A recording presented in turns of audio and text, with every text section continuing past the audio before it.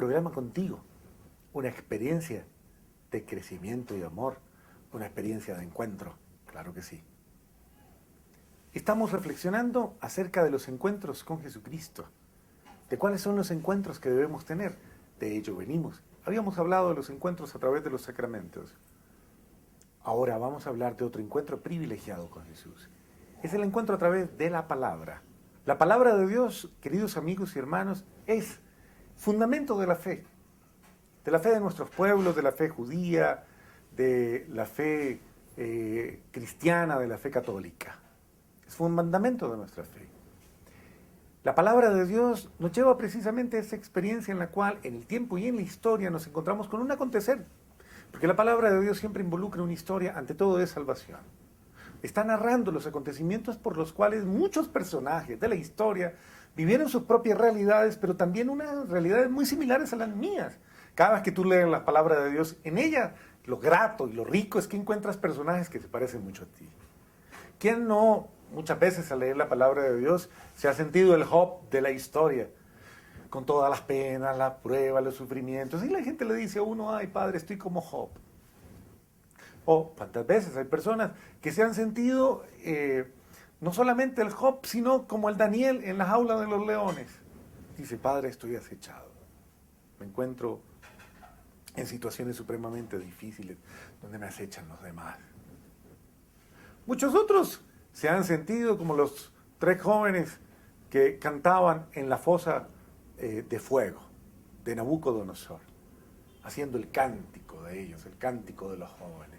Bendito seas, Señor, bendita seas por la creación, por la tierra, por... La palabra de Dios trae acontecimientos hermosísimos, pero lo más importante es que nos lleva a experiencias que son muy similares a las nuestras. Es nuestra historia escrita, desde la historia humana, es escrita desde toda esta tradición de fe y que ilumina. ¿Cómo es de agradable? ¿Cuántas veces llegas a tu casa, de pronto cansado, cansada, y tienes un encuentro con la palabra, tomas tu Biblia, la retiras del atril donde la tienen en la casa? Bueno, hay unos que la tienen y pasa el tiempo y el tiempo y el tiempo y cambia de color la Biblia. Pues se surte un efecto bastante delicado. Cambia de color, de blanco a negro. Y nunca la cambian de página, lastimosamente. Pero ese no es el sentido. Pero cuando hay una persona que permanentemente llega, la toma, se sienta, la lee, sea un salmo, el Salmo 23, el Salmo 91, el 150, cualquiera de los salmos, se sienta y dice, ay Señor, tú eres mi Dios, por ti madrugo, o la otra, en ti descansa mi alma, Señor, me refugio en ti, en las obras, en los momentos difíciles. Todas estas experiencias son maravillosas. Y son una terapia también, son una dinámica muy bella. Yo te recomendaría, por ejemplo, que tuvieras esta gran motivación del encuentro con los salmos, por decirlo de esta manera. A muchas personas en las penitencias se los he aconsejado. Toma un salmo diario, uno diario. Toma uno. Siéntate, léelo, recréate con él, disfrútalo, cántalo, escríbelo, porque los salmos son poemas también. Y son poemas muy bellos que Dios ha inspirado precisamente y que tienen acontecimientos. Sí, hay unos que son dramáticos, pero todos en este lenguaje tan bonito van expresando acontecimientos de nuestra vida. Hay gente que dirá, estoy piando como una paloma, gimo como una golondrina. Bueno, bendito sea Dios, tal vez eso está expresando los momentos de dolor o los momentos de angustia. O Señor, mira que todos me persiguen, Señor, sé mi salvador, sal en mi defensa, como dice el otro salmo. Y así sucesivamente. Pero yo te aconsejo ese encuentro especial en la palabra, ese encuentro especial en los salmos. Ahora, vayámonos al otro encuentro, el encuentro con la historia de la salvación. Parece bellísimo cuando recorres los libros históricos, incluso cuando lees el Pentateuco. El Pentateuco es muy bello, estos primeros 5 libros de la Biblia que tienen precisamente el privilegio de contarte los primeros pactos de Dios con la humanidad. Estos primeros momentos en los que se va consolidando la alianza con la generación humana y que van de una manera muy especial poniendo como los términos, ¿no? Como cuál va a ser nuestra historia, como cuáles van a ser los términos de nuestra relación. Y obviamente ahí van a aparecer términos muy especiales. En primera instancia aparecen todos los términos del Génesis, que eran los términos de la bendición total, de la gracia abundante total, y luego continúan los otros términos que son precisamente los de después del pecado, los términos tal vez que Dios va colocando en el monte Sinaí, y así sucesivamente en cada uno de los momentos. Luego el llamamiento del Deuteronomio: amarás al Señor tu Dios con toda la fuerza de tu alma, de tu mente, de tu corazón. Escribirás esto en tu casa, la guardarás en tu bolsillo, lo tendrás siempre en tu mente y en tu corazón. Claro que sí. Nosotros necesitamos de todo esto. Y necesitamos de toda esta gran motivación bella, maravillosa, que nos dirija, que nos instruya, que nos inspire. ¿Cómo es de bello?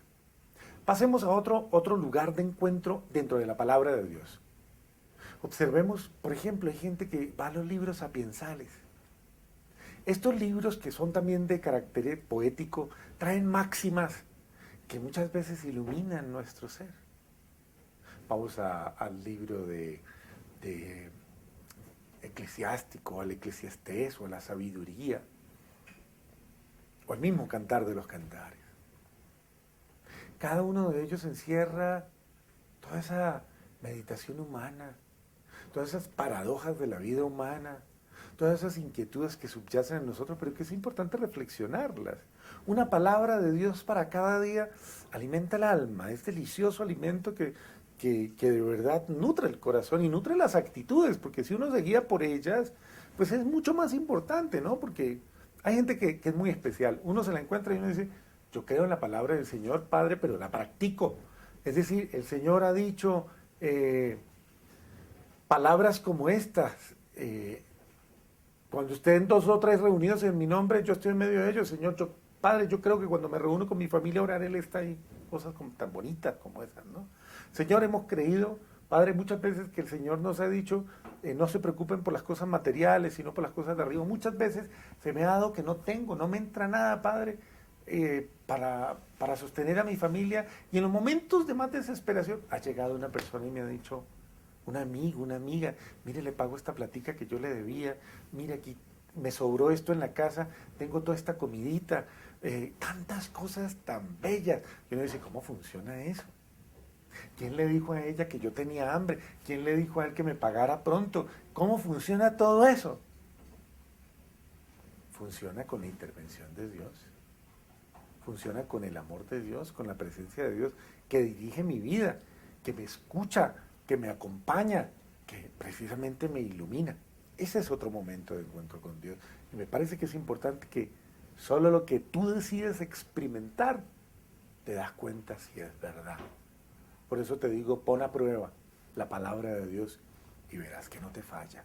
Creo que tú ya has pensado, igual que yo, que a veces de verdad uno como que no sabe vivir su fe, ¿no? Como que cuántas veces se llena de prejuicios, de cosas, sino como que no tiene la experiencia, y de pronto al no tener la experiencia no disfruta de aquello que, pues hombre, es tan bello, tan rico, tan saludable, tan maravilloso para mi vida.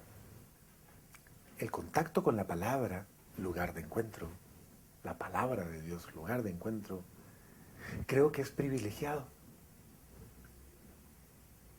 Hay otro capítulo de la palabra de Dios que creo que es importante que tengas en cuenta, y son los evangelios. Los evangelios son de una manera directa el encuentro con Jesucristo, el encuentro directo con su presencia, con su mensaje, con su persona. Es el encuentro directo con su promesa, con su realización, con su obra, porque cada una de las páginas, cada uno de las frases, de las narraciones que hacen los apóstoles, tratan de captar ese acontecimiento tan humano, pero también tan divino, del paso de Jesús por la tierra. Esos momentos en que Jesús, cuando llegó, cuando intervino, esos momentos en que se encontró con el dolor, pero también se encontró con las causas de justicia. Señor, dile a mi hermano que reparta los bienes antes de que se muera, y cosas como estas. El Señor dice, y las palabras que da: no, nadie me ha llamado a ser juez entre ustedes, cosas como estas, y que ilumina precisamente la situación de los hombres. Otras como Señor, si quieres, ten misericordia de mí, y palabras tan bellas de Jesús y expresiones tan hermosas como quiero, queda sano. Y otras expresiones que nos llevan precisamente a entender la dinámica de la vida. El que no entra por la puerta estrecha no puede ir al reino de los cielos. Eso para el que le gusta la vida fácil, al que le gusta la vida sin problemas. Y no, y te da la explicación. No. La verdadera vida exige sacrificios, exige entrar por la puerta estrecha, exige asumir las pruebas de la vida, y así.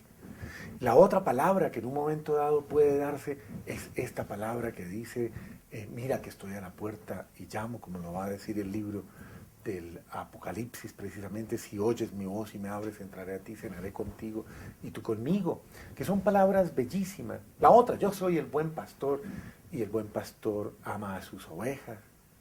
Y así sucesivamente. La palabra de Dios nos va dando una descripción maravillosa, palabra de vida, palabra de salvación. Nos va llevando a todos los momentos y a todas las circunstancias en las que tanto tú como yo, cada uno de nosotros pueda como encontrar esa luz de vida en todas las situaciones. Incluso frente al dolor, a la muerte. Acuérdate de la muerte de Lázaro.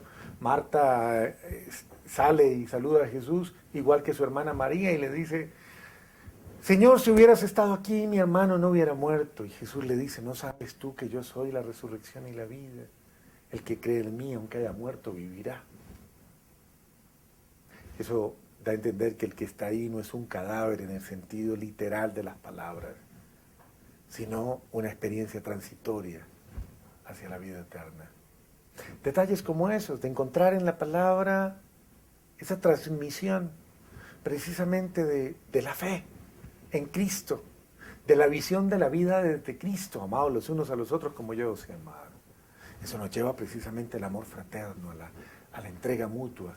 ¿Y hasta cuánto le debo perdonar, Señor? Son palabras del apóstol Pedro, quien de pronto quiere colocarle un límite a la capacidad de tener misericordia del otro, y Jesús le dice, no te digo 70, no 7, sino 70 veces 7. ¿Sí ven? La palabra de Dios está llena de acontecimientos, de situaciones, de realidades que son muy similares a las tuyas y a las mías, que son prácticamente mi vida, tu vida, y en las que yo encuentro razones valederas para orientar mi vida, para no caer en el mismo juego que todo el mundo cae, el juego del odio, el juego del rencor, de la envidia, de la competitividad, del desamor, de la injusticia. No. Una persona que se deja guiar ya por todas estas realidades, es que le falta contenido en su corazón, le falta contenido en su ser, en sus sentimientos, en sus afectos. ¿Qué tiene? ¿De qué se alimenta? ¿Qué vive? Obviamente no tiene nada. En cambio, cuando tú devoras la palabra, cuando una persona devora las palabras de Dios, tiene contenidos incluso para los momentos más difíciles. Y se dice a sí mismo expresiones como esta, bendigan a los que los persiguen y no los maldigan, sino pidan por ellos. Entonces, cuando una persona tiene un problema, se acuerda de esa bienaventuranza y dice, ay, bendito sea Dios, esta señora me hizo el mal, me traicionó, me quitó mi marido, me robó, me persiguió, me insultó, tantas cosas, pero bendícela, Señor, bendícela. Eso es experiencia de fe. Si no caerías en el mismo juego, maldice, Señor, destruye. ¿Qué sentido tiene eso? O sea, ese encuentro con la palabra transforma efectivamente tu vida, la transforma, la lleva a una experiencia completamente, cambia tu mente y cambia tu corazón, claro que sí. Entonces, no temas, o sea, acercarte a la palabra, no la evites, tampoco la minimices. Lee los evangelios, yo te lo aconsejo. Léelos, pero lee, y yo te diría que los estudies, los escribas, qué rico que lo hagas así. Incluso que los memorices, cada uno de ellos. Qué bueno, qué interesante. Que tomes un cuadernito, con que solo hagas eso, yo te aseguro que nunca más volverás a sentir ese vacío que tienes en el corazón. Nunca más. Verás que cada vez que te sobrevengan palabras de angustia, Dios saldrá adelante con una de misericordia, con una de amor, con una de salvación. Y finalmente hablemos de las cartas de los apóstoles, Pablo y los apóstoles, los hechos mismos de los apóstoles. Son otra experiencia impresionantemente hermosa de encuentro con Dios y de encuentro con la comunidad, obviamente. Ya estas cartas de cada uno de ellos es el fruto de la convivencia, el fruto de la experiencia mutua, del amor mutuo, y están llenas de expresiones en las que nos llevan a nosotros precisamente a esa nueva vida, a esa nueva experiencia que Dios nos ha planteado. El vivirla está en nosotros, ¿no? El vivirla está en nuestra decisión, el asumirla. Yo a muchas personas cuando tienen ciertos problemas con ciertas realidades, les propongo, les digo, mire, léase por ejemplo la carta a los Romanos. Si usted tiene un problema con ciertas situaciones de su pecado, léase la carta a los Romanos y hágase un estudiecito de ella y verá que comenzará a comprender que aunque el apóstol Pablo se ha movido en momentos duros de su humanidad, también experimenta, Romanos 8, experimenta que nada le podrá separar del amor de Dios, ni el pecado, ni la tribulación, ni la muerte, ni nada. La palabra de Dios es una fuente de vida para ti y para todos los que la viven. Ya ves tú, no estás solo, no estás sola. Tienes una ayuda sobrenatural, permanentemente.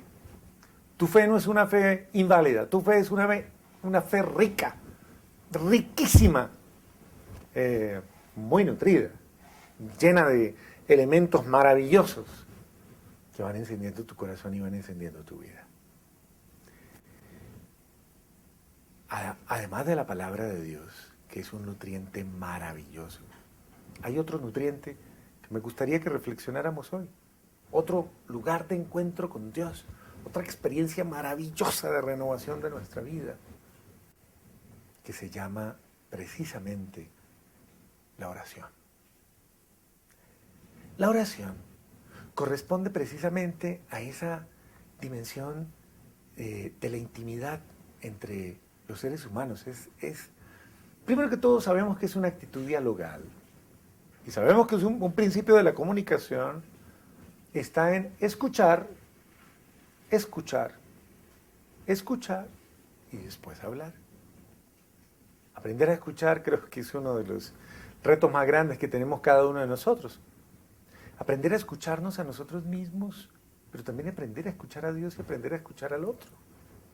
La oración tiene como contenido ello, escuchar, la escucha atenta, la atención.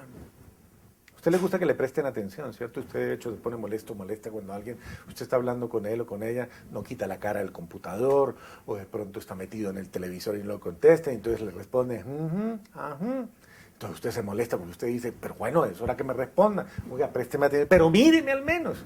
Son expresiones duras. Y miren que desde esos detalles es importante, por eso le digo que vale la pena que usted se dé cuenta que esas expresiones de pronto llegan muchísimo más. Así es como usted, de pronto en su vida diaria, también podría tal vez tener una oración que no mira a Dios cara a cara, que no le vuelve la atención plena a Él, sino que está completamente distraída. Y entonces Dios también requiere que usted le ponga los 5 sentidos cuando vaya a orar. Cuando usted vaya a orar, dispóngase totalmente para que todo su ser, efectivamente todo su ser, esté en comunicación con Él, en comunión directa. Y entonces ahí es donde usted, dígale lo que le diga a Dios, usted tiene la certeza de que Él la ha escuchado. Más aún, llega un momento en que usted puede que no salga con la convicción de que lo que fue a buscar era lo más importante, sino algo que descubrió en la oración. Se sintió escuchada, más que escuchada, sintió la respuesta que Dios le dio. Y mire que eso es mucho más maravilloso, porque tal vez usted, ya al escuchar una respuesta a algo que usted tenía confusión, usted dice, bendito sea Dios. Señor, yo en eso no había pensado, no lo había visto de esta manera. ¡Qué maravilla! Gracias, Señor. Ahora, digamos una cosa. La oración, ella es una experiencia en la que cada uno de nosotros hace relación, ¿no? Por eso el Padre Nuestro es la mejor oración. Pero es curioso, pero el Padre Nuestro como tal no puede ser rezado de una manera profunda por personas que no tienen una buena relación.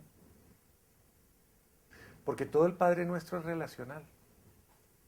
De hecho comienza, Padre, Padre. Esa palabra mucha gente no la puede decir. Esa palabra a mucha gente le cuesta decirla. Padre, papá. Así como a muchos les cuesta decir mamá. Hoy es triste llegar a este tipo de reflexión. Pero es la verdad. Hay muchas circunstancias en las que muchas personas no tienen ni siquiera la imagen, la idea de lo que es un papá o de lo que es una mamá. O les cuesta aceptarlo o asumirlo. Por eso hay muchas personas que no rezan el Padre Nuestro, porque les cuesta decir Padre. Y menos nuestro. Porque ya el nuestro implica aceptar que yo formo parte de una familia. El lenguaje nosotros, lo nuestro, es un lenguaje que a muchas personas les cuesta, porque es un lenguaje de relación. Es un lenguaje de interacción mutua, es nuestra fe, es nuestro padre, es nuestra familia, es nuestra experiencia. Entonces a mucha gente no le gusta esa dimensión comunitaria de la fe. Y tienen un problema con ello. Entonces no pueden pasar de ahí. Padre nuestro que estás en el cielo, santificado sea tu nombre. Cuando nos referimos a ello, también nos cuesta muchas veces la experiencia de bendecir a Dios, de alabar a Dios, de glorificar a Dios, de reconocer la grandeza de Dios. Y así sucesivamente cada uno de los apartes del Padre Nuestro nos va a ir llevando una experiencia, a una interacción valiosísima. En algún otro programa de pronto hacemos una profundización en el Padre Nuestro, que sería maravilloso. Pero hoy hablemos un poquito más de la oración. Y digamos que la oración, aparte de ser interacción, es experiencia profunda del alma. La oración involucra mi ser, no mis necesidades. Hay gente que cree que orar es pedir cosas. Ir a pedir y pedir y pedir y pedir. Y no más. Bueno, hay otras que dan gracias y también es muy noble. Pero en realidad la oración es entrega. Entrega a Dios. Es una manera de sacrificio. Es una manera de despojo. Es una manera de abandono. De entrega confiada, tranquila, generosa, amorosa. Cada vez que vayas a orar, tienes que piénsalo, me voy a entregar. Voy a entregarle mis afanes, mis angustias, mis sentimientos. Me entrego a Dios. Quiero entregar, porque es una experiencia bella. La oración por eso debe ser para ti una práctica que no te cause angustia. Hay gente que se estresa cuando le dicen, vamos a orar. No, la oración debe causarte un descanso espiritual grandísimo. Porque te confías a Dios, le pones en sus manos todas las cosas, le dices, aquí estoy, Señor, aquí está mi situación, aquí está mi realidad, Señor, lléname de ti, de tu misericordia. Qué bello es cuando uno tiene ese tipo de experiencia y cuando deja que Él obre en uno. Cada vez que ores, entrégate y deja que Dios se encuentre contigo en la intimidad y en la paz de tu alma. Ha sido un gusto estar contigo en este nuevo programa. Dios te bendiga y hasta un nuevo encuentro.